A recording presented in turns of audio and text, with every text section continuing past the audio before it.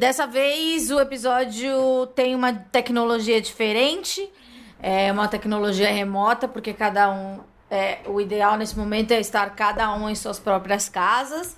E eu estou falando com ela, Bruna Braga, que também, todo episódio eu começo assim, falo, eu tô marcando há muito tempo e nunca rola. E finalmente rolou. Oi, Bruna, obrigada por ter aceito. Imagina, eu que agradeço o convite. Gosto muito do que você faz, acho importantíssimo.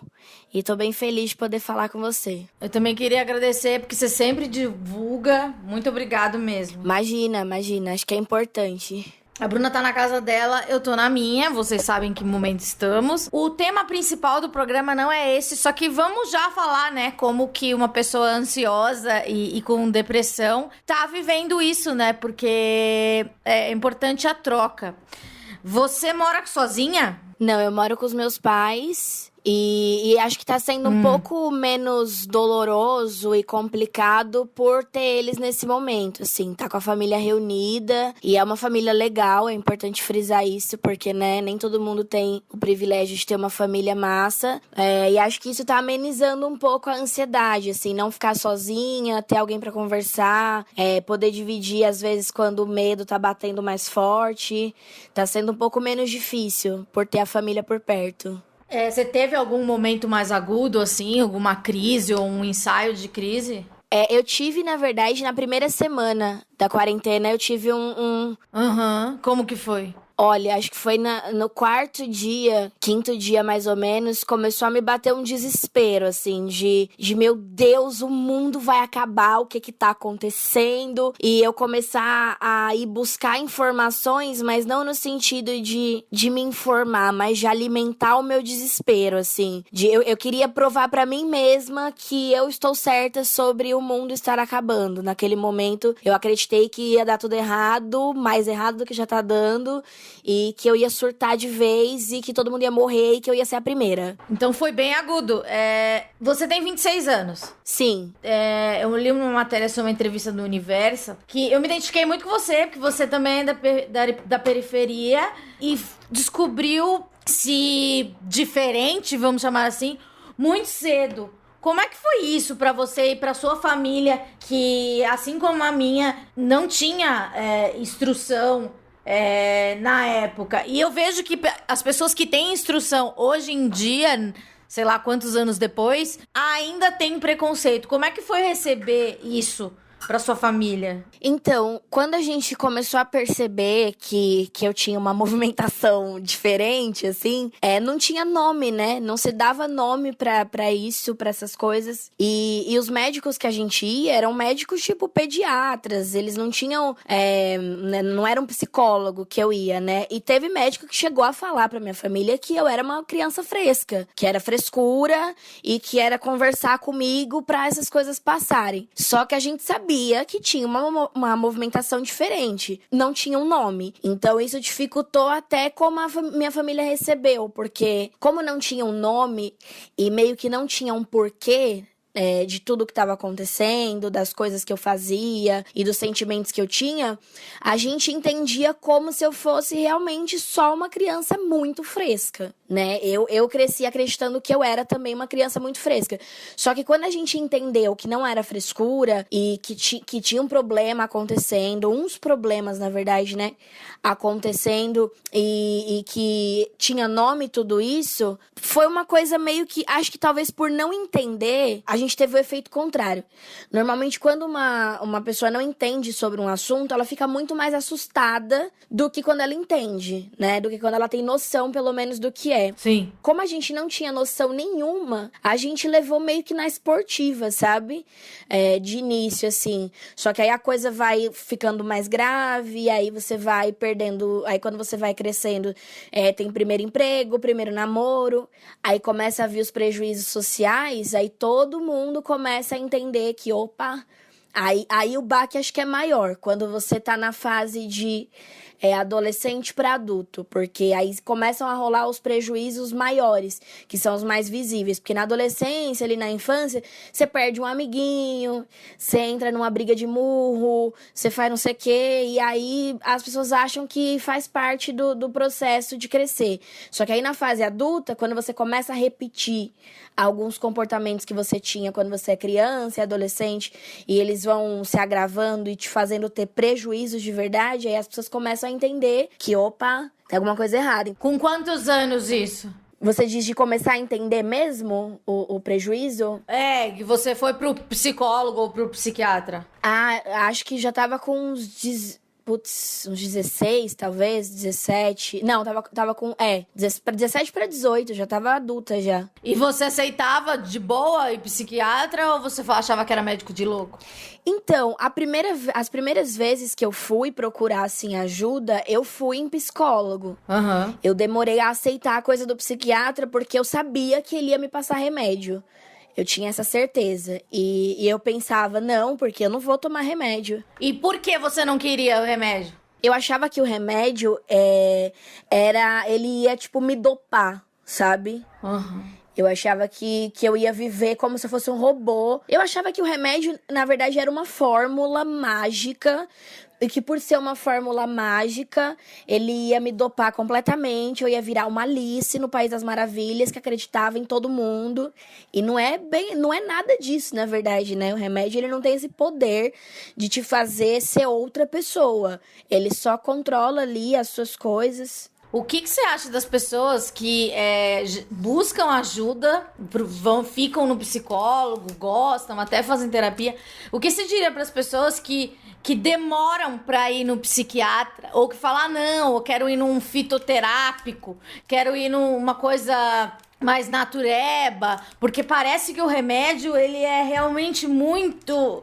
Ele não é aceito. O que você diria para uma pessoa que ela tá sofrendo, ela já busca ajuda pro psicólogo, e ela, assim como você, resistiu à introdução da medicação? Porque muitas depressões, elas são curadas sem remédio, porque tem níveis, mas pelo seu histórico, você precisava. O que você diria para essas pessoas? Sim, eu acho que o que eu diria é que quanto mais rápido você procura essa ajuda psiquiátrica, mais você tira esse peso das costas.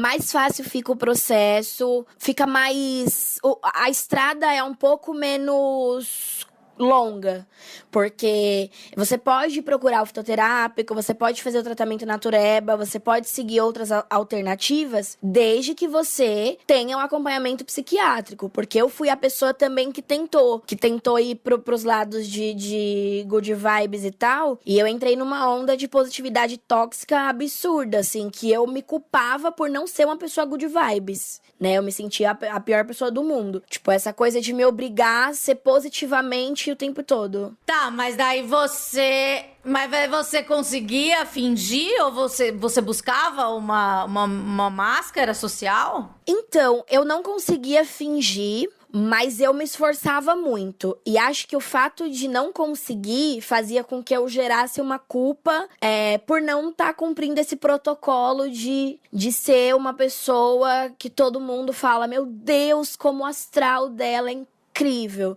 E aí eu me sentia culpada. Porque é muito horrível quando a gente é depressiva, a gente é aquela pessoa que as pessoas não querem ficar perto, né? Porque a gente é a vibe ruim, né? E a gente não quer ser a vibe ruim e a má influência, mas a gente acaba sendo. E no meu caso, eu percebia que as pessoas achavam que eu era chata ou desanimada demais e se afastavam. Só que a gente também precisa de gente, né? Sim, total.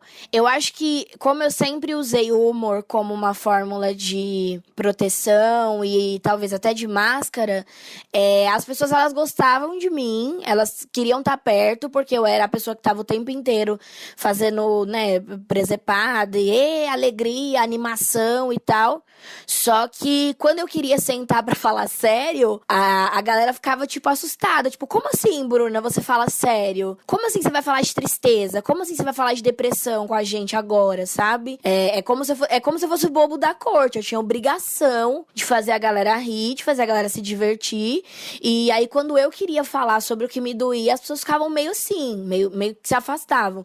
Então, eu tentava ser a good vibes. E aí foi onde eu mais sofri, porque me culpava, falava, não, como assim? Eu não posso ser uma pessoa tóxica e não sei o quê. E aí, quando eu procurei o psiquiatra mesmo, que eu fui entender por que eu precisava e tal, eu vi que o caminho ficou menos longo. E hoje em dia, assim, o que eu sinto dessa coisa de me relacionar com as pessoas e tal, hoje eu não tenho problema de ser a chata, eu não tenho problema de ter fama de surtada, como eu tenho pra algumas pessoas. Eu não tenho medo do preconceito, sabe? Do preconceito de ter a fama de maluca e tal, porque eu tô me cuidando e eu tô preocupada comigo agora. Mas foi um processo, até eu entender que eu precisava me preocupar comigo e que eu não tava sendo paga pra alegrar as pessoas. Hoje eu sou paga pra alegrar as pessoas, porque é o meu trabalho. Mas fora do meu trabalho, eu me dou o direito de abrir os meus stories e falar sobre depressão e se alguém estiver me achando tóxica, pare de me seguir.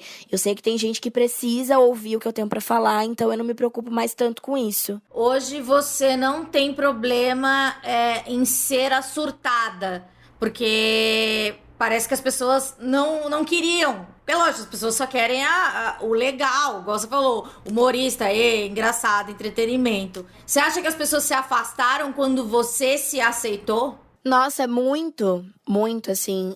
Eu não digo nem os meus amigos mais antigos, eles se estranharam, né? Mas eles entenderam que era um processo importante pra eu continuar sendo a pessoa que eles amavam. Porque eu acho que quando as pessoas elas amam você, elas amam tudo que vem junto com você. Né? Acho que elas amam também quando você não tá bem, elas amam quando você... Elas não amam o fato de você não tá bem, mas elas amam você mesmo quando você não tá bem. Mas os meus colegas de trabalho, por exemplo, da época, assim, quando eu trabalhava com outras coisas, e até os colegas de trabalho de humor mesmo, eu sinto que rola, às vezes, uma brecada, assim, de tipo, ai, não, a Bruna vai causar um problema, a Bruna vai dar problema pra gente, sabe? Mesmo não sendo uma coisa que acontece, assim. Por exemplo, eu nunca dei um murro na cara de nenhum colega de trabalho, mas às vezes eu sou tratada como se eu fosse fazer isso. E não fiz ainda. Talvez um dia eu faça, mas por enquanto tô tranquila. Uma outra pergunta, você falou, citou meio agressão, etc. Você era mais aquela pessoa mais agressiva? Nossa, eu era. Destemperada, sei lá como... Destemperada é um belo termo. Eu acho ótimo. Eu era. Eu acho que eu ainda tenho isso um pouco, mas agora é muito mais... eu uso isso muito mais no meu trabalho. Eu aproveito que eu tenho essa coisa da descompensada, né? Eu acho que eu sou uma pessoa muito indignada. Eu tenho um sentimento de indignação eterno. Eu fico indignada com pequenas coisas. E aí, isso faz com que eu seja uma pessoa que big picturiza qualquer coisa. Então, se eu vejo uma pessoa xingando outra gratuitamente, eu sou a pessoa que vai defender essa pessoa que foi xingada. Só que eu vou defender de uma forma um pouco mais explosiva. Mas hoje eu uso isso muito mais no trabalho. Eu consigo canalizar essa energia de indignação e... Entendi. E agressividade, assim, de dar piti no trabalho, né, no palco. E na vida eu consigo controlar mais. Mas eu já tive momentos de faltar 20 centavos pra eu dar um soco em alguém. Já dei também, não vou mentir que não dei. Gente, aqui na sua entrevista você fala que com 7 anos você tinha gastrite e por conta da ansiedade. Quando você associou essa gastrite à ansiedade? Recentemente? Então, na época, a gente achou que era o que o médico disse, né? Ele foi bem claro, assim, categórico de chamar minha mãe de rédea frouxa, que eu era só uma criança fresca que precisava de uma mãe com rédeas, basicamente. O médico foi a primeira pessoa a me chamar de louca de uma forma um pouco gentil. Foi um momento lindo da minha vida. E aí, a gente não associava, assim, a gastrite à ansiedade. Depois de um tempo, a gente começou a entender quando é que eu tinha tinha dor. E aí era sempre assim, ia ter prova na escola. Aí no dia anterior eu tava com dor de estômago. Eu tinha brigado com alguma criança na escola. Aí no outro dia ia ter uma atividade em grupo, onde essa criança que eu briguei tava no meu grupo. Aí eu tinha dor de estômago. Aí a gente começou a entender quando eu tinha essa dor, porque ela não era uma dor contínua ou do nada, ou de alimentação. Ela vinha sempre com alguma carga emocional. Tipo, meu pai, eu lembro que ele fez uma cirurgia de hérnia, assim, bem simples, uma coisa básica, só que na minha cabeça, meu pai ia morrer. Né? Tanto que eu ouvi a música, até hoje eu tenho trauma da música Sozinho, do Caetano Veloso, porque eu botei na minha cabeça que era isso que eu ia ficar, porque meu pai ia morrer. E daí você já sentia tudo, já tinha até o luto da morte do seu pai. Sim, eu tinha muito. A gente adianta muitas coisas. Você acha que nessa época de isolamento social, as pessoas, eu tô desenvolvendo essa tese, as pessoas com ansiedade, elas ficam um pouco menos assustadas do que as pessoas que nunca tiveram contato com a ansiedade? Eu acho que a gente fica, não sei se menos assustado, mas talvez a gente fique mais, a gente tá acostumado, né? A conviver com essa coisa do tá antecipando as coisas o tempo inteiro, principalmente as coisas ruins. E essa coisa da gente não conseguir se concentrar no hoje. A gente tá sempre ou no ontem, ou no semana passada, ou no mês que vem. Então, acho que a gente talvez o corpo da gente só tá um pouco mais calejado do que o das outras pessoas. Mas eu não sei se é menos, não sei.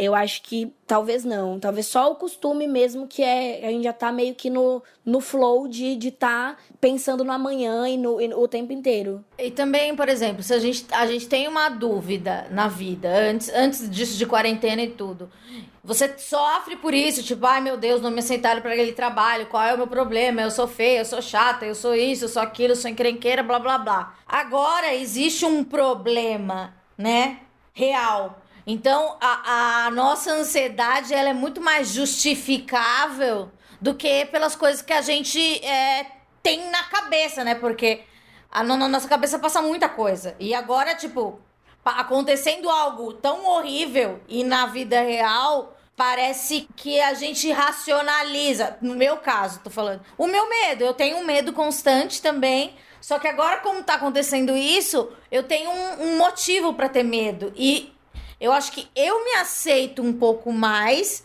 e parece que, não sei se a sociedade, porque eu não tô convivendo com sociedade, eu vejo o meu marido e meus bichos, né? Mas eu acho que é mais humana, mais aceitável. Você entende o que eu tô falando ou você acha que eu enlouqueci mesmo? Não, eu entendo e eu concordo com você. Eu acho que eu tô um pouco nesse lugar também de tá me aceitando mais, porque eu tenho um porquê.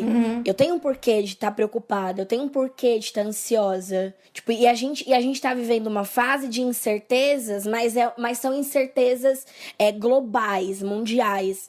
São incertezas que movimentam não só a nossa vida e o nosso cotidiano, mas o de todo mundo. Então a gente tá ansiosa e preocupada, mas agora a gente tá preocupada com um motivo. Então o que eu tenho sentido nos últimos dias, assim, é que eu tô ansiosa, só que ao mesmo tempo, eu não sei se você entrou nessa também, ou se é uma coisa que só eu tô vivendo, talvez, mas eu tô muito conseguindo me estudar, porque acho que eu tô em casa e aí eu tô mais quieta, eu tô me permitindo, às vezes, não fazer nada. Eu queria falar disso. Você fica recebendo links no WhatsApp de cursos 1000, que tá tudo de graça e a gente tem que ser muito produtiva na quarentena. E daí as pessoas, não, aprendam um novo idioma, não, faça e aproveita esse momento. Mas a gente... acho que ainda não é permitido viver esse isolamento como uma coisa terrível que é. E é isso, tipo, se permitir ficar sozinha e pensando. Você acha que as pessoas estão meio noiadas de querer produzir numa época que pode ser improdutiva. É tudo bem ser improdutivo, né? Sim, total. É uma coisa que... Agora eu vou fazer a linha política, mas eu acho que é uma coisa que o sistema capitalista coloca na gente, né? De que se a gente não produz, a gente é um saco de cocô mole na sociedade. E a gente precisa produzir o tempo inteiro pra provar pra gente e pro mundo o quanto a gente é capaz e o quanto a gente não vai parar de se movimentar, porque a gente precisa trabalhar, porque a gente precisa de dinheiro. Então a galera tá um pouco nisso. E essa coisa de também se provar importante socialmente e se provar importante na internet, se provar um produtor de conteúdo, mesmo quando não, a pessoa nunca produziu conteúdo na vida, agora ela tá produzindo conteúdo. Tá rolando uma obrigação, de certa forma, pra se mostrar útil, o que até um ponto eu acho bom, mas quando vira uma obrigação e as pessoas começam a pirar com isso, e não se permitir isso que você falou, de tipo, de ficar quieto, de entender que a quarentena é uma necessidade por conta de uma pandemia e a gente não tá numa férias coletiva porque o presidente fez, sei lá, uma merda e a gente tá de luto por ele. Não. É uma questão de doença, uma questão de saúde, enfim. E as pessoas estão pirando com isso, assim, de produtividade. Eu recebi um monte de link de curso, de coisa, de aula. Eu tô fazendo um curso do Bial, pra você ter noção da coisa que virou minha vida. Tô fazendo um curso do Bial. Do Bial? Do Pedro Bial?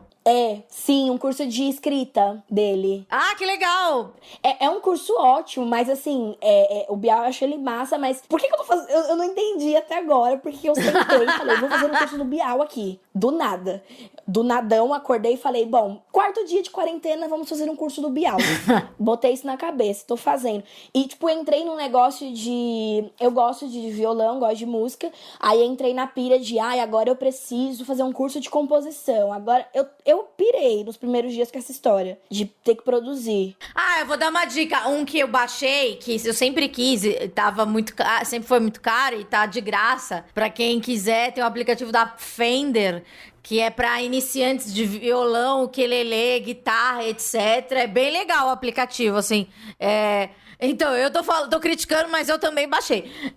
Já vou baixar junto. Daí eles liberaram 3 meses. E as aulas são muito pra iniciantes. Tipo, eu toco um pouquinho de guitarra e é bem pro meu nível mesmo. Mas, assim, é uma coisa que...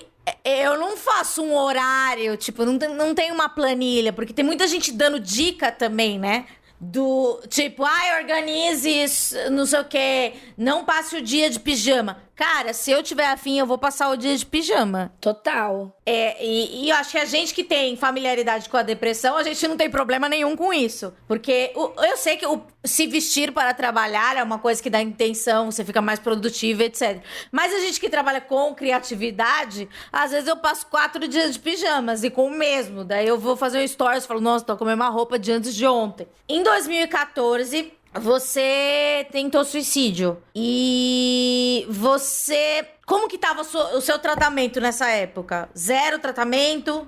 0 tratamento, porque assim, na verdade eu nunca segui, até esse período, eu nunca segui um tratamento. Eu procurei ajuda, mas assim, procurava e dava o meu jeito de fugir, porque eu entendia que eu tava bem. Tipo, se eu arrumasse o emprego que eu queria muito, eu ficava muito feliz e aí eu falava, não, agora eu tô bem, agora eu não tenho motivo pra tá mal. Porque eu achava que eu ainda não tinha o entendimento de que era um problema de saúde, que não era uma questão de acontecimentos e de, eu tenho um namorado lindo, então eu não preciso, sabe? Eu não tinha ainda essa noção. E aí, em 2014, eu tava, tipo, muito na bosta, mas não era na bosta com motivos, eu tava mal psicologicamente, e aí eu criei um ambiente ruim, porque eu me afastei de todas as pessoas. Aí eu mesma decidi me afastar de todo mundo, porque eu não queria ser um peso pra ninguém.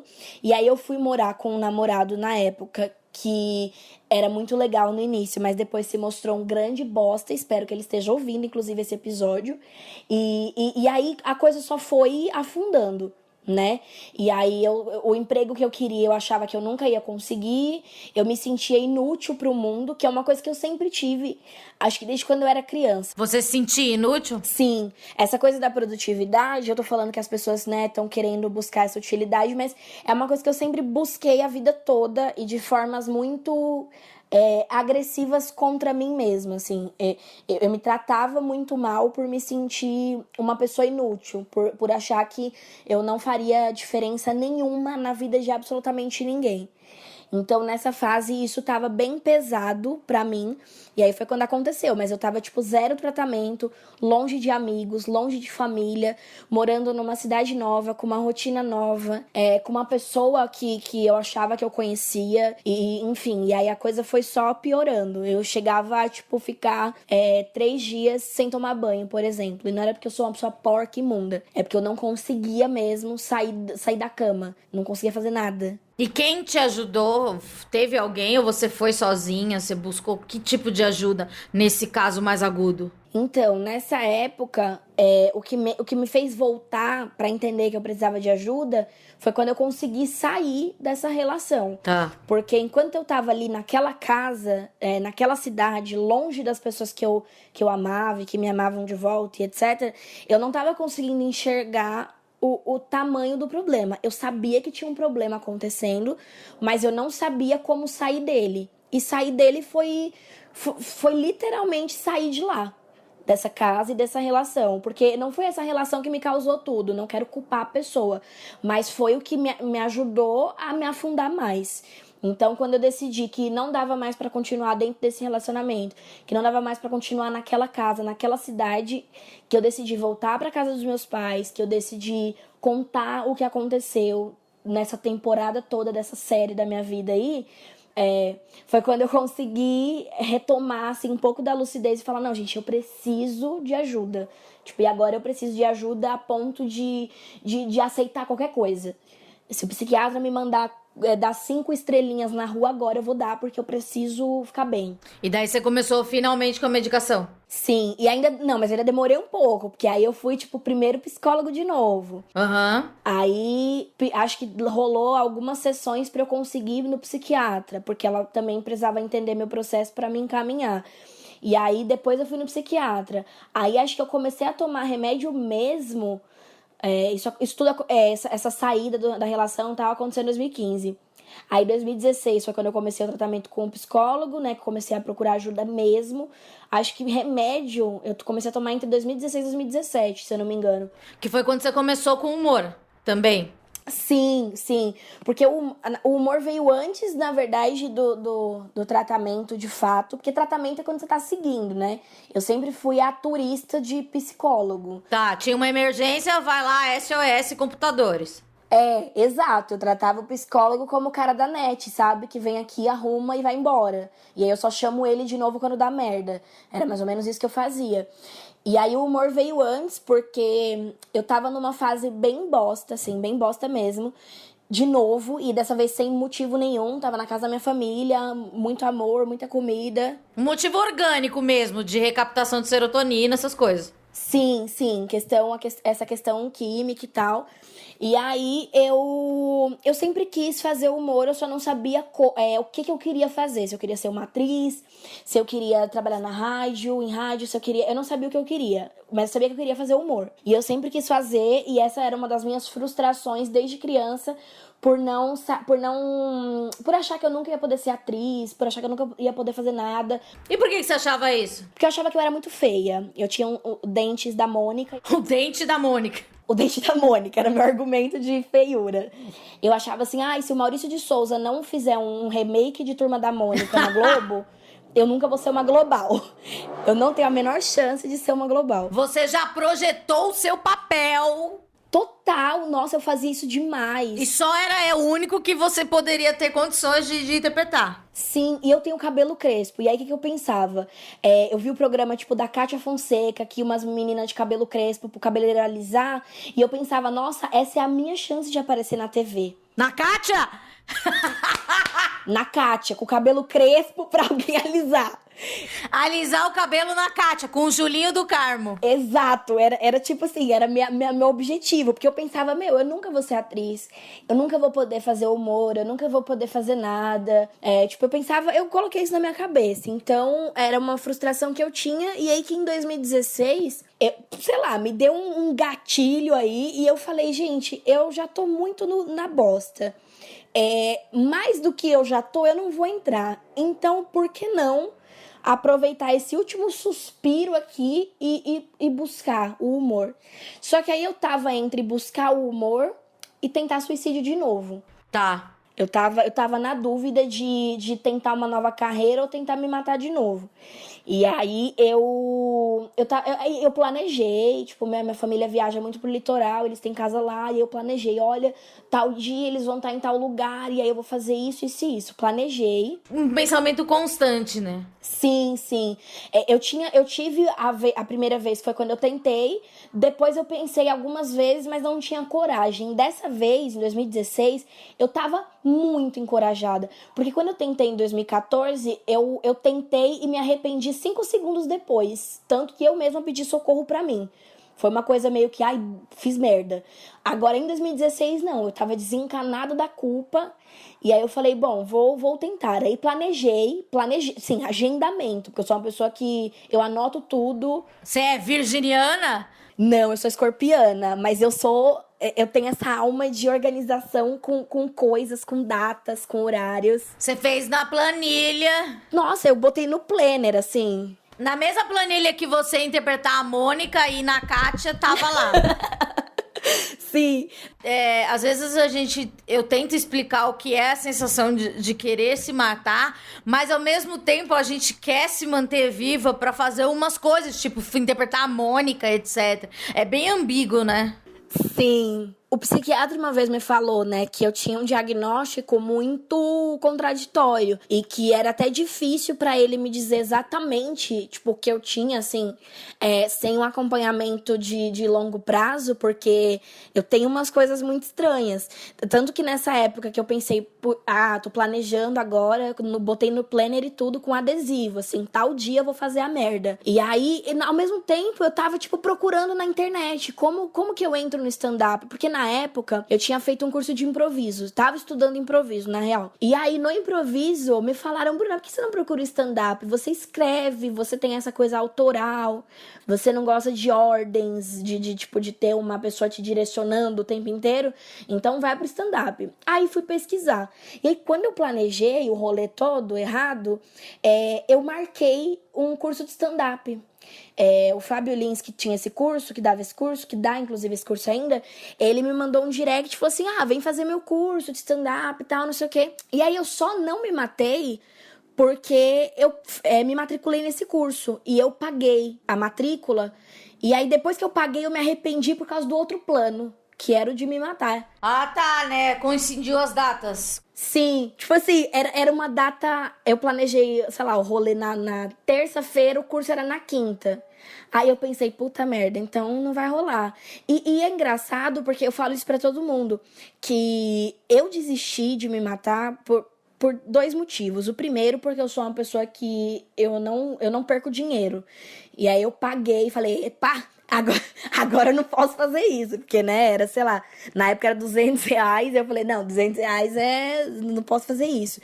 Não pode. E o outro motivo é porque depois de muito tempo, assim, me sentindo uma bosta, eu tava me achando muito bonita, porque eu tinha mudado o cabelo. Tá. E aí eu passava na frente do espelho e eu falava assim, meu Deus, mas eu tô muito bonita, o mundo precisa me ver, eu não posso fazer isso agora. E eu pensava isso o tempo inteiro. E aí foi coisas muito pequenas, mas que me fizeram desistir. E aí eu fui pro curso de stand-up, e aí podia ter sido um puta tiro no pé, que eu podia ter chegado lá, todo mundo me odiado, o professor me achado uma sem graça e ter a minha vida acabado ali. Mas não, eu me dei a chance de tentar e rolou. E aí eu tinha, sei lá, 1 mês e meio depois eu fiz o meu primeiro show. Então eu desisti de morrer porque a comédia me deu essa voz, essa utilidade que eu buscava a vida toda.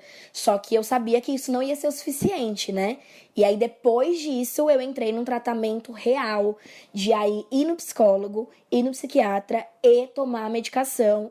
E aí, 2017 foi um ano incrível, porque eu fiz muitos shows, eu fiz muita coisa, conheci muita gente, fiquei feliz de novo, comecei a sair de casa.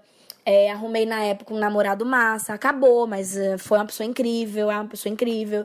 E aí tudo mudou, mas assim, eu precisei de um motivo de resgatar a minha própria importância. E foi a comédia o que me deu esse resgate. Mas depois eu fui atrás do tratamento real e segui real. Isso é muito importante, né? Porque a gente sempre tem essa gana de ter uma importância social, entendo completamente você. E quando você achou, você não pegou aquilo como uma cura para sua doença ou para sua condição. Você pegou isso como uma possibilidade de tratamento também. Você acha que o seu tratamento é terapêutico também para você?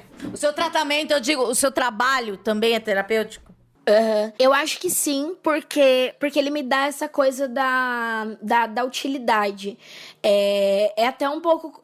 tem uma questão do ego também. O meu ego, ele quer se sentir importante, mas não é a importância vaidosa. Eu não quero estar bonita no palco, eu não quero 1 milhão de seguidores. Se eu puder ter, ótimo, vou ficar feliz. Mas pra mim, o que me impacta mais... É as pessoas se identificarem, sabe, comigo. É as pessoas verem uma outra narrativa, sabe? Que não as óbvias, que não age sempre, no palco e fora dele. Porque o meu trabalho, ele não acaba quando eu saio do palco, ele continua. Ele se reforça, porque o meu discurso fora do palco é o que eu levo pro palco. Os meus valores são os mesmos nos 2 ambientes. Então, acho que é terapêutico por conta disso. Por ser um lugar onde eu posso ser útil, mesmo que seja com uma coisa pequena, porque eu não sou capaz de mudar a vida de alguém. Mas talvez eu mude um dia, 1 hora, 5 minutos, talvez, sabe? E essa coisa da utilidade, acho que é o que faz ser um pouco terapêutico. E também acho que o fato de contar coisas que antes eu não tinha coragem de contar nem pro psicólogo, assim, sabe? E ver as pessoas rirem disso e se identificarem e ver que eu não tô sozinha nessa. Tem muita gente aí que tá passando por um monte de coisa que eu já passei e essas pessoas estão aí também. E elas podem ter a narrativa delas e usar da forma que elas quiserem agora de uma forma mais útil, que é o que eu tenho feito. Acho que é terapêutico nesse lugar, assim, de utilidade mesmo.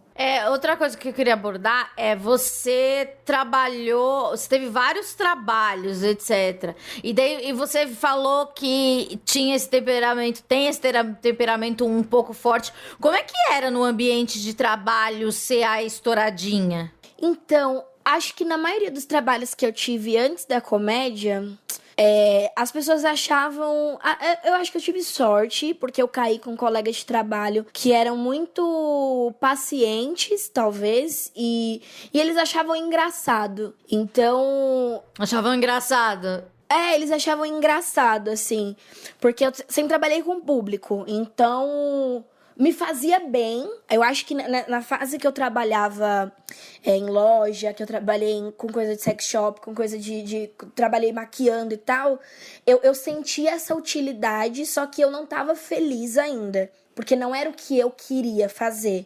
Mas aqueles trabalhos também me davam essa sensação de utilidade. Então, no ambiente de trabalho, eu era uma pessoa mais amena em relação a agressividade, a temperamento e tal. E às vezes que eu precisava, ou que eu surtei, assim, que eu dei uma pirada, a galera entendeu e teve paciência. E às vezes nas pequenas surtadas, assim, do dia, a galera achava engraçado. A galera achava que era um traço de personalidade, não viam como um problema. Eu tive muita sorte nesse aspecto, assim. Você em algum momento você viu isso como um problema ou sempre foi pra você um traço de personalidade? Então, eu sempre vi como um problema, mas eu me sentia mais confortável em ser esse problema ou ter esse problema quando eu tinha essa relação de acolhimento que eu tive com algumas pessoas que já trabalharam comigo. Eu trabalhei numa empresa que era de maquiagem e tal, e a gente tinha uma cobrança muito alta sobre imagem e sobre estilo e comportamento nas redes sociais e tal. Nossa, que era muito controlador. Sim, era uma empresa muito pra frentex, só que eles queriam que a gente fosse, tipo, artistas mesmo, sabe? Uhum. Tanto que no nosso contrato a gente era artista de maquiagem, nós éramos maquiadores que vendíamos também os produtos da loja, mas assim, a gente participava das semanas de moda, a gente participava de grandes eventos e tal. Então a gente tinha uma cobrança pela imagem, pelo comportamento muito grande. Só que nessa fase rolava também a cobrança, mas rolava o acolhimento. Era uma coisa tipo assim, olha, Bruna, você pode surtar, você pode dar um murro na cara do seu colega, mas espera a loja fechar. Espera os bastidores pra você fazer isso, pra gente manter a pose aqui. Então eu aprendi a dosar, assim, e a galera também acolhia. Eu tive sorte nesse quesito, porque as poucas vezes que eu surtei, foi muito contido perto dos surtos que eu vi, né? Que eu também trabalhei com uma galera que também tava bem... tinha uma agressividade muito maior que a minha. Então eu era bem bichinho de matar com pedra, assim, em alguns lugares. Você também teve problema com autoimagem. Na entrevista você fala que você não chegou a ter anorexia, mas você tinha uma coisa com o peso. Como é que é isso hoje pra você? Olha, hoje é contraditório. Aí entra na coisa que eu te falei que o psiquiatra falou, que tal. Eu tenho uma relação muito boa com a minha imagem. Quando eu falo que... Quando eu posto, quando eu brinco assim, eu sou bonita, é o que eu acho de mim. Independente de estar num padrão estético, eu tô cagando. Eu gosto do que eu vejo no espelho. Então a minha relação com o espelho é boa. Mas eu acho que ela só aconteceu porque veio de dentro pra fora. Sabe? Foi a coisa de me sentir útil pro mundo, e quando eu comecei a me sentir útil pro mundo de verdade e fazendo o que eu gosto, fazendo o que eu amo fazer, eu comecei a me achar bonita. Então tem dia que eu tô cagada, eu tô tipo... Todo mundo tem um dia que se acha feio, que fala, puta, hoje eu tô uma bosta. Mas ainda nesse dia, eu ainda consigo ver beleza. Mesmo, sabe, mesmo que seja uma beleza abstrata, porque eu tô toda louca, o cabelo de um lado, toda esparramada, eu ainda vejo beleza. Então hoje eu tenho uma relação legal com o meu corpo, tenho uma relação legal com a minha imagem, mas eu não tinha. E teve a fase que eu pesei, sei lá, acho que 37 quilos. Meu Deus. Com 19 anos, assim. Eu sou pequena, eu sou bem baixinha. Mas ainda assim, isso é muito pouco. Porque hoje eu tenho 65 quilos. E pra eu estar pesando 37, é muito grave, assim, o que aconteceu. Mas eu tinha uma relação de não me aceitar, de me achar feia. A coisa do dente que eu te falei quando eu era criança. De, se eu não pudesse ser a Mônica, eu não vou poder ser ninguém. Porque como assim? Eu sou dentuça, sou dentuça e não sei o quê. E a coisa do cabelo. A questão racial também, né? De me entender, de tentar ser branca do sul a qualquer custo. Quando, na verdade, né, nasci em São Paulo, fui criada na Bahia, minha família é negra, e eu tenho fenótipos negros, e o meu cabelo é crespo, e é isso, sabe? A coisa de tá perdida também entre essa coisa de sou branca ou sou negra, quem eu sou. E aí tentava ser branca, mas sentia que tinha alguma coisa errada, porque as pessoas não me viam como viam as minhas amigas brancas, mas aí eu era branca demais pra ser negra. Então isso tudo criou um problema de autoimagem, assim, comigo, que hoje eu lido bem. Você faz terapia ainda? Faço, eu voltei a fazer, inclusive tem acho que uns 2 meses mais ou menos, porque eu dei um tempo. Eu tenho essa coisa de ir e voltar. Dessa vez eu achei uma terapeuta incrível, que deu match, assim, de primeira. Mas daí você não voltou com o terapeuta que você fazia antes? Não. E daí você contou sua vida desde o começo pra nova terapeuta? Eu levo o relatório também. Normalmente eu aviso que eu tô me demitindo daquele terapeuta. Que bem resolvida. Ou do psiquiatra, eu aviso, falo, olha, nossa relação deu o que tinha que dar, o problema não é você, sou eu. Sério? Eu desaparecia quando eu não gostava mais. Eu, sei lá, não atendia o telefone, metia louca total. Eu fiz isso algumas vezes, assim, eu fui numa psicóloga que foi muito bizarro o primeiro contato, e aí eu cortei relações com ela, sem medo de ser feliz, assim. Bloqueei ela de tudo, falei, não quero mais saber dela na minha vida. Mas essa que eu tô agora foi uma coisa muito, sei lá, acho que o fato dela ser uma mulher negra, dela não tratar questões sociais como é coisa da sua cabeça, porque tem coisa que não é, e a gente sabe que não é, foi de imediato imediato, assim. A minha primeira consulta com ela, eu saí de lá querendo, sei lá, dar o mundo pra ela. E aí rolou legal e eu vou continuar com ela, se Deus quiser, né? Se a vida, o universo, sei lá, quiser. Porque eu gostei muito. Mas eu tinha essa coisa de me demitir de tratamentos, assim. Falar, olha, eu e você não dá mais, tá? Na moral, eu não preciso mais de você. Era bem coisa de casal mesmo. De falar assim, olha, nossa relação deu o que tinha que dar. Não é nada contra você. Você é uma pessoa legal, né? Eu respeito seu trabalho. Mas eu sou uma pessoa um pouco difícil e eu não tô achando legal mais. A gente não tá ornando. E um beijo no seu coração e tô indo embora. Você pode me dar um relatório pra eu levar pra outro? E era meio que isso, assim. Olha só, você é muito prática. Eu vi no seu Instagram, você falou que tinha... não no Instagram, não. No Twitter, você postou um dia... acabei de sair de uma sessão de terapia, não sei o que. Você fez pelo Skype e tal. Neste momento... A importância de manter o tratamento. E dá sim, se você tá procurando ajuda agora e precisa, porque toda essa conjuntura do coronavírus, etc., existem muitos profissionais atendendo por telemedicina, que eles falam. É importante, né, a gente manter isso, porque agora, ainda mais agora que a gente não tá vendo ninguém, né? A gente tem que ver o psicólogo também. Sim, total. Eu acho que agora mais do que nunca, assim, se a pessoa já faz tratamento, se ela já faz o acompanhamento, agora mais do que nunca tem que continuar. A impressão que dá é que por Skype, não é a mesma... Cara, é ótimo também, funciona, é bom, é importante. E se a pessoa, ela tá pensando em procurar tratamento e ela quer procurar um tratamento, eu acho que agora também é o momento, porque a gente tá passando por uma fase que o isolamento social, né, faz a gente ter aí o lance da ansiedade, e a pessoa que já tem problema já dá uma intensificada nisso. Então, acho que mais do que nunca procurar ajuda psicológica online e manter o tratamento e porque tá foda, né? Então é importantíssimo continuar ou procurar agora. Sim, e uma coisa sobre tratamento por tela no meu caso, eu acho que eu vou muito mais no problema. Não tem aquela enrolação presencial. É tipo, você marcou uma reunião ali. Então você fala assim, então eu acho bem mais direto. É claro que a gente precisa ver as pessoas, tocar nas pessoas, ver a presença do ser humano.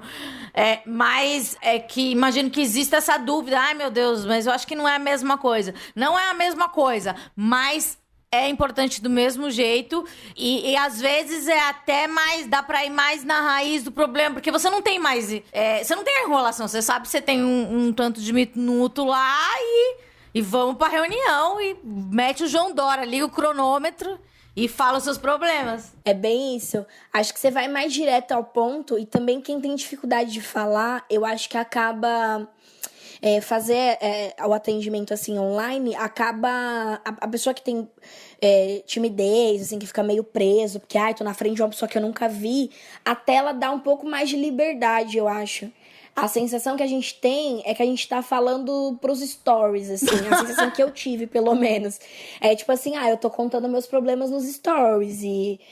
Só que a diferença é que eu não tô contando pra um público. Eu tô contando pra alguém que realmente pode me ajudar e que realmente vai me ajudar, né? Eu acho que a gente faz um pouco isso, né? Às vezes de abrir os stories e falar umas coisas que a gente sabe que quem tá do outro lado não vai solucionar, mas a gente fala meio que pela identificação e tal. E acho que é isso, falar com a psicóloga às vezes por atendimento online, eu sinto isso, de que eu tô falando, buscando essa identificação, mas na verdade o que eu tenho que esperar dela é ajuda e é o que eu vou ter, e é o que eu tenho tido, assim. Então acho que vale bem a pena, atendimento online é importante, faz muita diferença nesses dias todos que a gente tá vivendo. Então é isso, Bruna Braga, você pode ver a Bruna no Comedy Central. Isso. E nas redes sociais, como que é mesmo? Bruna G, tem um X... Isso, o meu Instagram e o meu Twitter é Bruna Braga XX. Eu podia meter um Bruna Braga oficial, mas eu acho muito, muito cafona. E aí vai ficar Nada contra quem tem oficial, é porque eu ainda não tenho esse grande alcance pra ser oficial, né? A minha versão cópia não tá nem valendo nada, vamos ver oficial. Então é Bruna Braga XX. E é isso, as pessoas me encontram lá, de vez em quando eu falo sobre saúde mental do meu jeitinho. E é isso, estamos aí fazendo humor e... Dá pra ver seus vídeos no YouTube também. Tem dos shows. Isso, tem no YouTube, só jogar Bruna Braga Stand-Up, aparece o meu canal, aparece os vídeos que estão em outros canais, que eu posto pouco, mas os outros canais fazem esse trabalho por mim, de postar os rolês. Então... E é isso. Obrigada, Bruna. Desculpa ser assim, eu queria muito te conhecer pessoalmente, mas a gente vai se conhecer e a gente vai gravar direito quando tudo isso passar. Obrigada, viu? Imagina, eu que agradeço e parabéns pelo que você faz, é muito importante, sempre que eu puder eu vou falar isso, gente, é muito importante o que a Amanda faz, eu acompanho você já há muito tempo, não te chamando de velha, tá, pelo amor de Deus. Meu Deus, eu sou velha. Não é não, você tem a pele ótima. Gente, a pele da Amanda não tem um poro aberto, eu tenho ódio quando eu vejo seus stories. Minha pele é boa. Pele boa. Então, e é isso, eu te acompanho há muito tempo e eu gosto muito do que você faz, gostava muito do que você fazia e o que você faz agora é a soma e acho que é o sinal de igual pra mostrar o quanto você é foda. Poxa. Você veio somando e agora você confirmou que você é meu foda. Deus. É isso, por isso que eu faço esse programa, que no final as pessoas me elogiam, daí minha autoestima vai pro alto e daí eu melhoro também. Obrigada, Bruna. Semana que vem a gente volta sozinho junto, que é uma série de episódios que eu tô fazendo sozinha pra você que tá sozinha e também ser sozinho junto comigo, beleza? É isso. Paz nos estádios.